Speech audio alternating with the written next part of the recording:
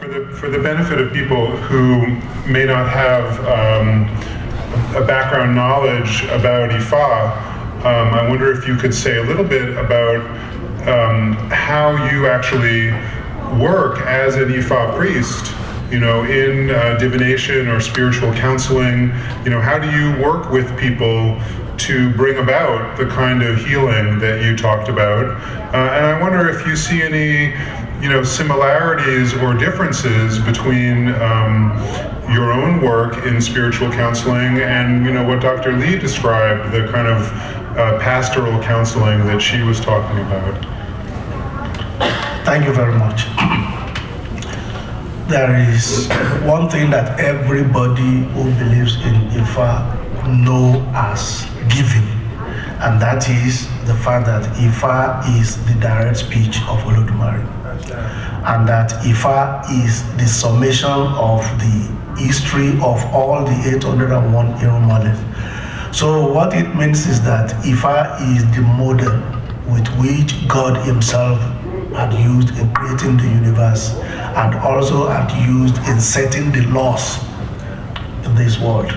So when you see anybody who is in distress and you tell the person that, I want to talk to you about Ifa, the first thing that comes to the mind of that person is that the Awo who is talking to him or her is just a medium, that he is saying what God had said.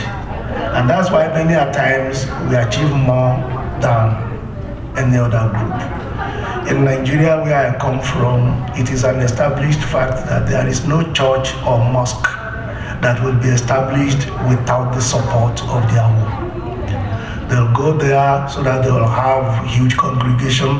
They will go there so that the healing that we are talking about will take place, because they know that Ifa is raw, naked energy. Everything depends likely on how you want to use it. There are some occasions when somebody is having problem, we consider that that person is undergoing what we call spiritual trimming. Because when you look at the flower, I gave the example 2 nights ago, when you look at a flower will never be beautiful if it is not trimmed. It is when it is trimmed that all the necessary aesthetic beauty will come out. Sometimes when you think that the person is having a problem, if I will tell you that the person is now moving to the appropriate height. When somebody had been eating and eating and eating, there is the need for you, 1, to make sure that you empty your bowel, and 2, to make sure that you slim yourself down. That is the time that your health can really improve, and that is the time that everybody will know that this is a very healthy person. So that is the way if I had to say. But what I was describing the other time is holistic healing, when it affects the whole society. When it affects the whole society, we don't think of individuals, we think of the whole society. There are so many ways that we do it. Sometimes it can come in terms of rights. There are rights that we do for the whole community. And when we do it, we get the kind of result that we want. And surprisingly, everybody participates, whether they are Christians or Muslims or Ifa devotees or any other religion. They participate. Some of them will participate by contributing money. Other people will participate by being there, by being present. But the important thing is, healing is something that changes life from bad to good. And that is what Ifa is all about. Changing things and making sure that you leave this world better than the way you have met it. Dr. Lee, sorry, I'm just trying to get the mic cord to be long enough. I wonder if you could maybe reply to that, what Chief Papula has raised about healing as a larger collective social process, healing the whole society. Because when you think about pastoral counseling, and from the specific examples that you gave, you get the sense that it's more of a kind of individual, one-to-one, a pastor and an individual. So do you see that broader kind of social dimension to healing as well? Of course, the pastoral caring counseling is not just individual; it's the community oriented. We say that prophetic pastoral care. Some people argue that pastoral care is just adjustment to the society, but it's not the truth. You know why? Because in a crisis, we say that both it is the crisis and also opportunity.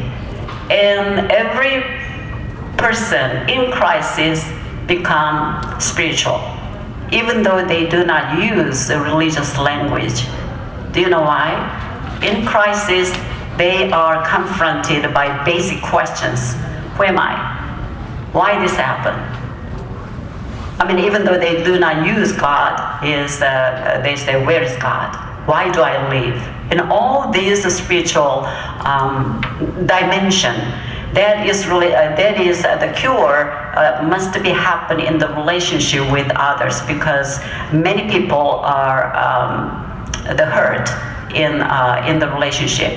That means community. We restore those people into the community, in the relationship. So there's many stages of healing. Even though it starts with an individual, the ultimate purpose is that is the return to the community. Also, based on that individual suffering, sometimes we can transform the society. There are many historical examples, and in the Bible also there's a Job. It's because of one individual's experience, they confront the society's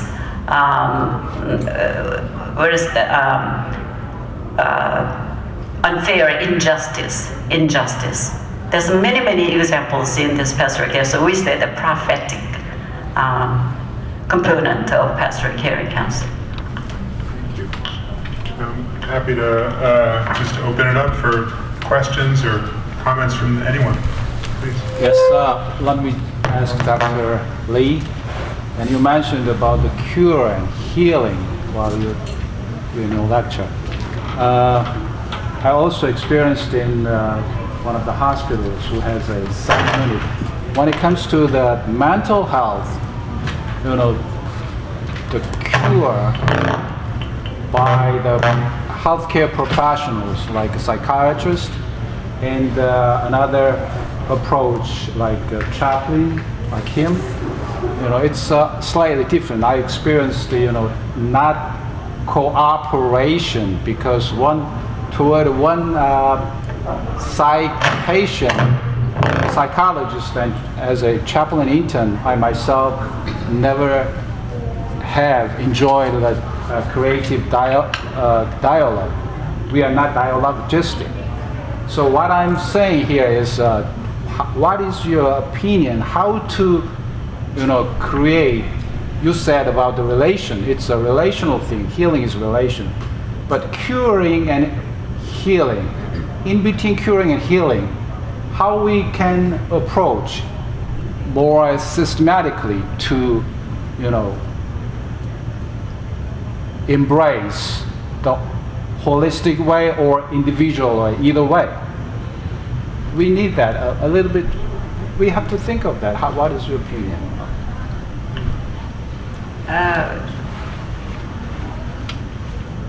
Specifically, are we asking about the cooperation between the scientific, medical, clergyman in the Christian tradition, between the clergyman and health professionalist? There may be antagonism or cooperation or misuse of scripture or abuse of not well-trained clergymen just try to heal instead of curing that mental patient. It's a problem. So yes, mental problem and the religious perspective is very subtle.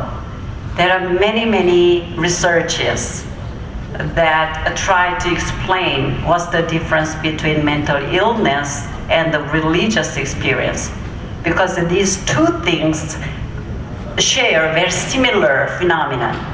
They're like a schizophrenia. They have also hallucination and also religious experience include the hallucination, hear God's words and those things. So anyway, through the history, there has been an antagonistic relationship between the religious leaders and the scientific psychologists, for example, the medical doctors, the psychiatrists. It is a history, but these days, the good news is that more and more they try to learn each other, respect each other, and then they work as a team. It is happening because almost every hospital system, like a psychiatrist, they form a team, caring team, and invite pastors and the psychotherapists to that team and work together. Yeah, in most cases, but in some cases, reality is quite Not yet, yeah. We have to educate each other anyway. And I wanted to ask Chief Papula if you have had experiences, or maybe colleagues, other Ifa priests have had experiences in Nigeria working with medical professionals in the hospitals. Thank you very much. The first thing that we need to understand is that before the advent of white man to Yoruba land, there was no such thing as mental institution, and there was no such thing as prison. What we do is we treat all mentally ill patients inside the house. And the first thing that gives the mentally challenged person is that the whole family is in his or her support. When I first moved to my new home in 2008, up to 2011, I was not doing any other work besides healing people who are mentally challenged. And we succeeded 100 times out of 100 cases. Because all what we usually do is to ask some of the family members of that patient to come and stay with the person. And they will prepare the food that he or she likes, they will do everything. Then we are going to start from the spiritual perspective. In Nigeria today, go and check the record. Over 90% of mentally ill people are in traditional homes. They are not in the hospitals, because everybody knows that we are the only one who can do it holistically. So, and another thing that we have discovered is that even from what you are saying, even in Nigeria, the medical doctors, especially the Western trained medical doctors, they don't want it. And the reason why they don't want it is clear.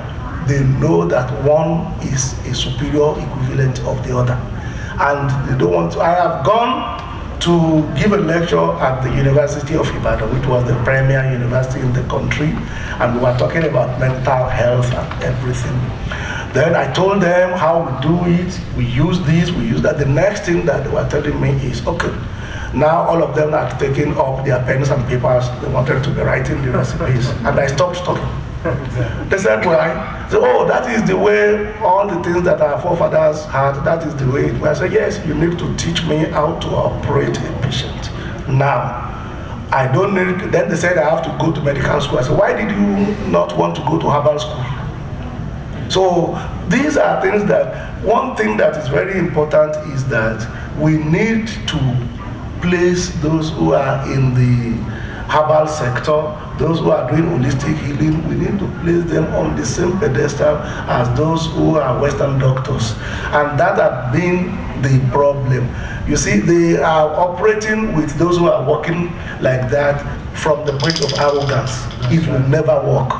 Because when you tell them that this herb will work, the first thing that they will ask you is, we have to test it in the laboratory. Why am I not consulting Ifa before I use Fensic? So there is aspirin. I've never gone to consult Ifa before I use it. I've never gone to ask people to go into manifestation before I use aspirin. So if I say this is what it does, and we have been doing it, it has been working 10 out of 10 times, we don't need to go to any laboratory. if we want to do something, this is the reason why we need to form a religious community everywhere that we are. There are so many healings that we can do that has nothing to do with Western medicine. And it is because, like I said, before anything manifests spiritually, that thing has been completed. Before anything manifests physically, the thing has been completed spiritually. So we will start from a spiritual point of view, and we are going to solve problems spiritually. Then we will be seeing it physically. It will be going, because most of the things that we do, we use the power of the spoken word only. Many a times it is only ashes and water that we use to cure mental illness, and they never come back. Thank you. Other questions? I actually want to make a statement. Everything you're saying, I believe, because I was in and out of hospitals before I received IFA, and no doctor could find out what was wrong with me. Every test, they cut me. Every single thing they did, they couldn't find what was wrong with me until I received IFA, and IFA healed me. And it was through the prayers of little Mia and Obatala that I was healed. So I personally, when I hear people saying they go to doctors and they're in and out of hospitals, I just look at them and tell them I'll pray for them, because there's nothing that IFA cannot do to help me. And like he says, that's my first thing when anything is wrong. I go to IFA for consultation. So thank you. So it's interesting that Dr. Lee, sort of drew this distinction between, on the one hand, curing and healing. And it's sort of like, curing is more the province of the doctor or psychiatrist, and healing is the province of a pastoral counselor. But it seems like in Chief Papula's perspective, or from the Ifa and the Yoruba tradition, the healing will also lead to curing, right? The healing is a more encompassing thing than curing. Curing is just a subset of healing.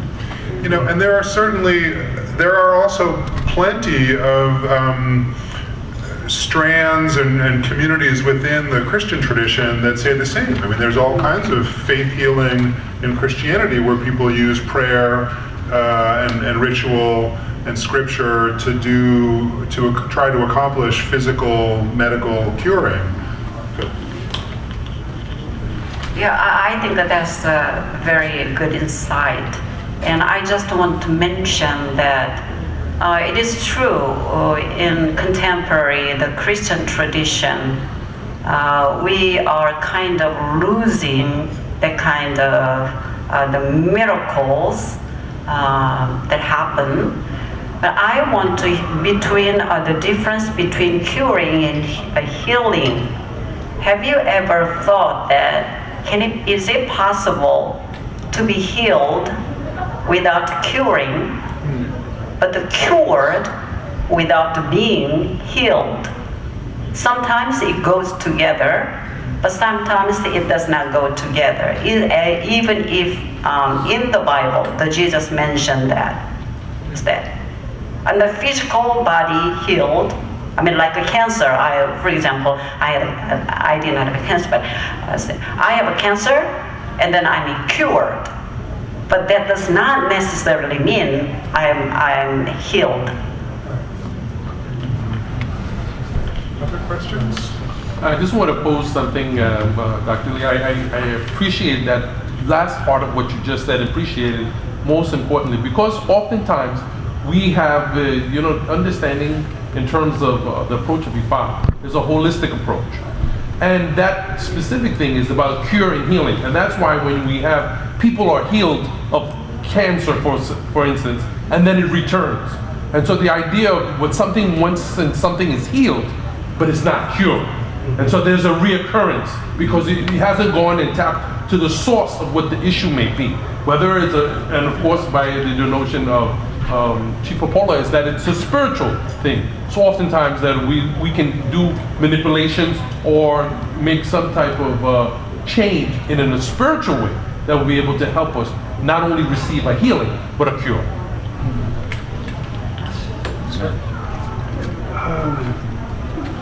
It's very interesting that I came at the time when this particular conversation is taking place. As a practicing herbalist, me and my wife, growing up in the Caribbean, our approach to the situation has always been one of threefold, and that is physical, mental, and spiritual. And so, in the Caribbean, the first thing that our elders did before they gave them anything, once somebody is sick, the first thing they would do is that they would make prayers. And they will call upon the family members, they will call upon others to pray for the individual before they administer any kind of herbs or do any kind of physical manifestation. Because the manifestation of the ailment on the physical level is just like what Chief Pastoral said, is that the spiritual has already been attacked, so to speak, as well as the mental. And so the physicality of the ailment is usually the last aspect. And so we must deal with it from all three aspects: physically, mentally, and spiritually. This is more of a comment. I appreciate both perspectives, and I'm a psychotherapist, and I'm also an Orisha priestess. And so when someone comes to see me, and mostly I'm dealing with people who are victims of trauma, particularly sexual trauma. Sometimes they want the spiritual, and sometimes they do not. Now, me relying on my own wisdom, I will consult Ifa to guide me, but I also have to meet that person where they're at. And I've also seen that sometimes people who, and I'm thinking of people in particular that I've worked with, they will go to a particular spiritual faith leader, and let's just blanket it. It could be Christianity, Ifa, Lukumi, Hinduism, whatever it is. And something is missing because that person is not very proficient in mental health. And so while they're trying to help that person, whatever spiritual remedy or ritual that they are accessing is not working. And I just want to put out into the space that sometimes people do need a combination of both. Yeah, and I appreciate your point, and I know from working, one of the things the Interfaith Center offers is a course on religious diversity for social workers. So I hear from social workers all the time, it's almost like a mantra for them. I don't mean that in Hindu terms, but it's a core principle of social work is to meet the client or the patient where they are.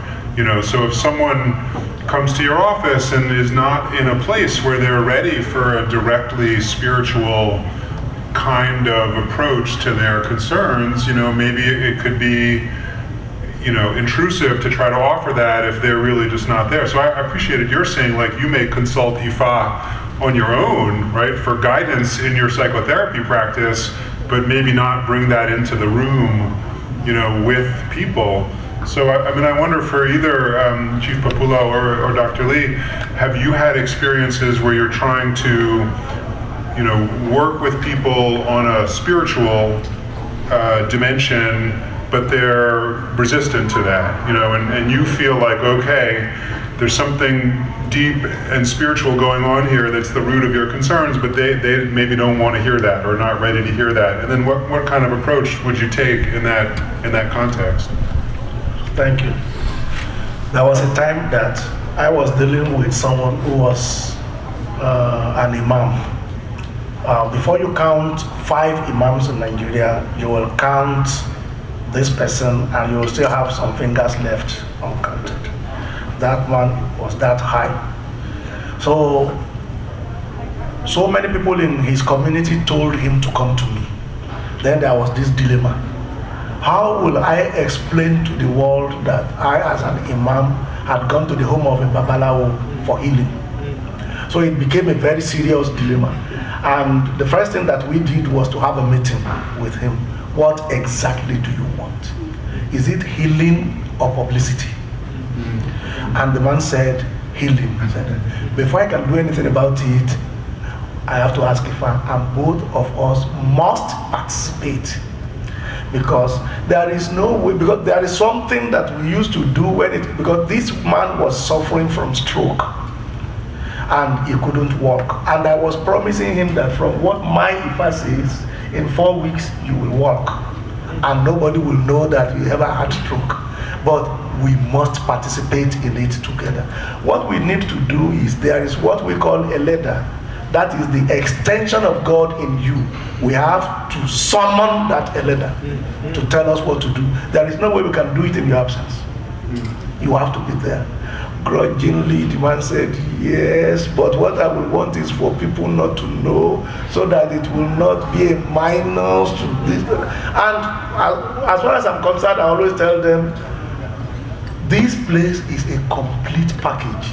You either take that package or you go elsewhere. But surprisingly, they left. 3 days after, they returned. And they did exactly what I had asked them to do. So sometimes we need to put our feet on the ground. I've never known of anybody who will go to the hospital. I will be dictating to the doctor, this is the particular drug that you must use for me. I don't want this. You see, we need to put ourselves on the level of dignity. The way we present ourselves is the way the people will take us. When they know that we are not going to take anything halfway, they will either accept or they will go. I have gone to a stage that if you want healing, especially from women, they will tell fellow women, when you go to that man, don't ever talk of any form of extramarital activity. He will not do anything. And some men will tell you, if you know that you have misbehaved, before he will do anything, he will ask you to go and apologize. If you don't apologize, you will not, because if you don't do all those ones, they will affect the healing process. And because people knew that when they want to come, they will even be the ones to be telling you, I knew that I've offended my husband and I've apologized. I knew that somebody had been attacking me in the street, but I'm not sure whether it was that person or not. I've gone there to resolve the problem before I come. You see, everything depends largely on the way you want people to see you, and the way you want them to see what you are doing. That is my flaw. Certainly, there are occasions that people will resist. But when you tell them, well, thank you very much, you need to go elsewhere, you will see that they will come back. Because what they need at that particular point in time is healing, and they will come back. Thank you. Say that a the counseling, pastoral psychotherapy is different from the Christian counseling. And the pastoral counseling, of course, the Christian counseling, they also the same. But we use both tools. One is the spirituality and theology, and also psychology, that is science. So we using these two tools to help people in need. Usually we do not impose our spiritual agenda for them until they initiate that conversation. Then we are ready to discuss whatever spirituality and religious concern of them. But other than that, we do not initiate. Do you want to talk about, Wes? Let's look at the Bible, or no, we do not do that. But always is there. And then there's another way to translate, interpret our concern. That God's love is always there. It's the grace, grace is so we interpret that concept in ordinary language. There's many ways to interpret that message in ordinary language without using very heavily the Christian the messages or some metaphors. That's how we communicate with the people in many different contexts. We have, I think, just time for one more question. Unfortunately, we're already a few minutes over. Or two more questions, ma'am, and then we'll let Baba Tony kind of close us out. Oh, that's all right. Ma'am.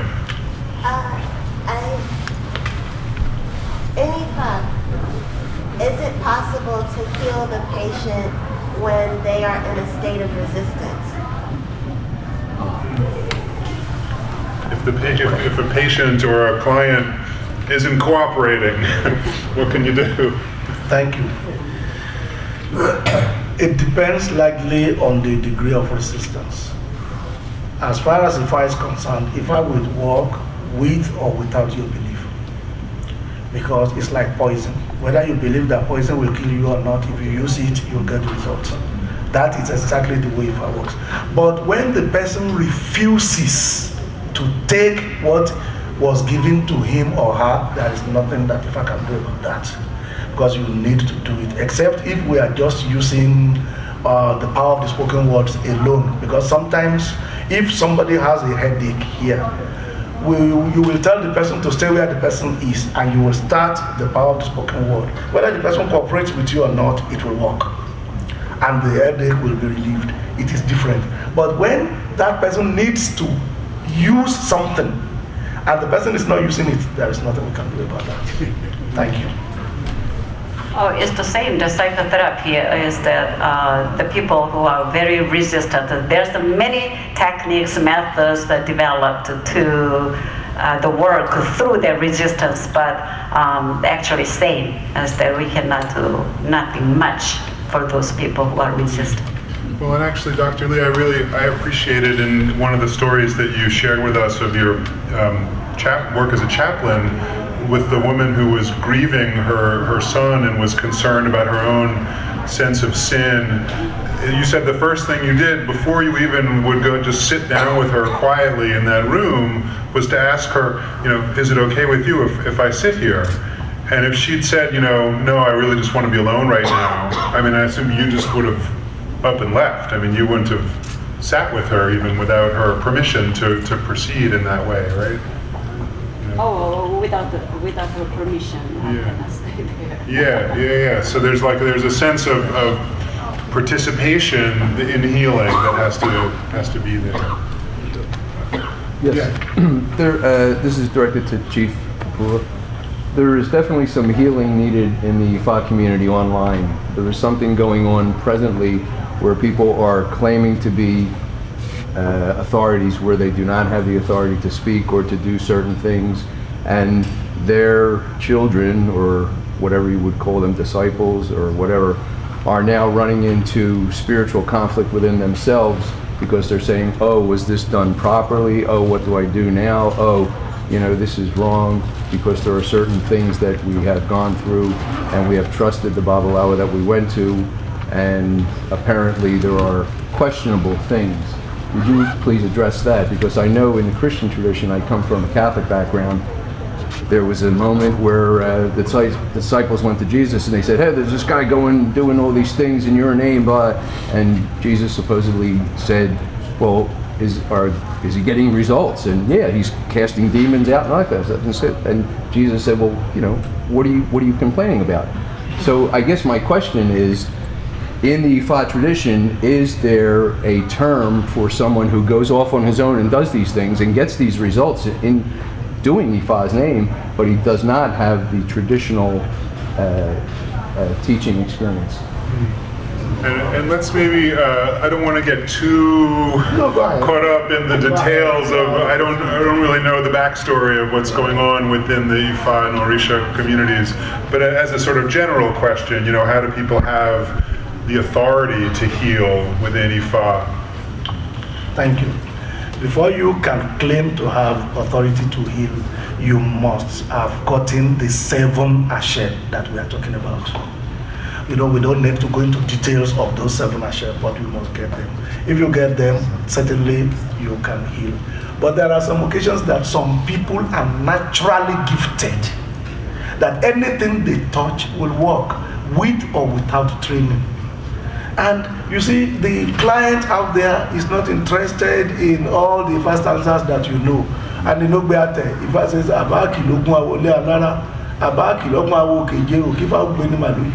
whether you recite 20 stanzas or you recite 30 stanzas, it does not matter. What you need is the support of Ifa. So the moment you have that support, you can perform miracles with it.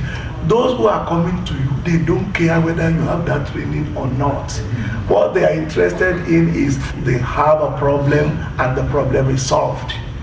So that is all. I remember one time when one child was bedwetting, and this child was 19-year-old. And was all the remedies that people could use, they've been to hospital, they've been to everywhere, but it was not good. Only for this boy to come to me with the mother, and we looked at it, and I told the mother that, okay, we know what is that. Go and change the house that this boy is living. Why? The boy is living with the younger wife of the father who had been creating tension in his life. Just change the place, and this boy will not bedwet again. They were asking me, is that the remedy? Is that the solution? Is that what you are going to give me? I said, try it. And the moment that accommodation was changed, that was the end. So we need to understand what Ifa had given us and what Olodumare had given us. God had given each and every one of us a certain uniqueness that we need to develop. It is because we find it difficult to understand and appreciate all those uniqueness. That's where we have problem. We need to study Ifa or study any other thing for that matter, because you need to use it to guide you in your operations. But some other people will work perfectly without the kind of training. But when what they are doing is bringing confusion, it means that there is no result. If there is result, there won't be confusion. So that is what we can address. And that is exactly what we are addressing presently. So I understand what you are saying. But it means that those people do not have their share, and they don't have the natural gift to do it. Thank you. It's about 1:15, and I appreciate everyone has come out in the middle of the workday, but I think we need to wrap up soon. So Babatoni, maybe some closing remarks, but then also just to let people know, after we're done up here, everyone is welcome to stick around and join us for lunch downstairs.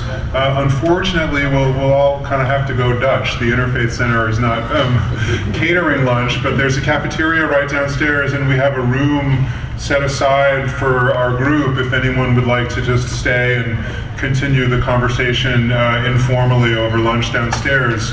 You're all more than welcome. And Babatoni?